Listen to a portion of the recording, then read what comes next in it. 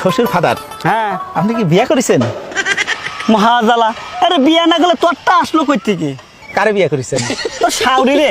তো ঘরে ঘরে আত্মীয় হয়ে গেল না, বাইরে বিয়ে করলে তো একটা নতুন আত্মীয় বাড়তো। ওরে আল্লাহ রে, তুই চুপ কর চুপ কর। হ্যাঁ এই যে এত বড় নদী, হ্যাঁ। ওই যে দেখি বিল, তা হ্যাঁ। কিরা কাটিছিল? তোর বাপ কাটিছিল। এত মাটি ফেলেছিল কেন? আমি খাইছিলাম রে, আমি খাইছিলাম। দাঁতে কিস কিস করে নাই বালু মাটি?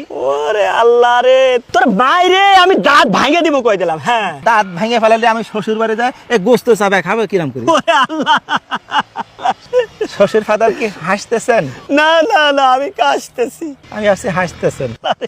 এই ভিতরে আমার কাছে আমার মেয়ে বিয়ে দিয়ে আমি ছাই খাইছি, ছাই। ছাই খাতে গেলেন কিসের জন্য? আমার কলি তো 2 বস্তা চাল পাঠায় দিতাম। তোর মাইরেই ফালাবো কয়ে দিলাম। হ্যাঁ খালি আমারই দোষ না, আপনার মেয়ের যে খালি আমার কাছে টাকা চায়। কয় টাকা চায়? আজ 1000, কাল 2000, পরশু 10,000 টাকা চাতে চাতে আমার ফকির বানা ফেলা দিল। ওরে আমার মেয়ে এত টাকা দিয়ে করে এটা কি? আমি কেমনে কব? আমি কি কোনোদিন টাকা দিছি নাকি? শালাই তোরে জামাইরে যে কি করি আমি।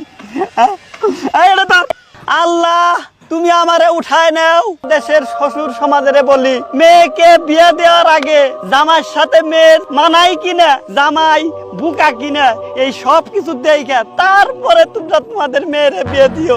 শ্বশুর ফাদার কি যাত্রা করতেছেন?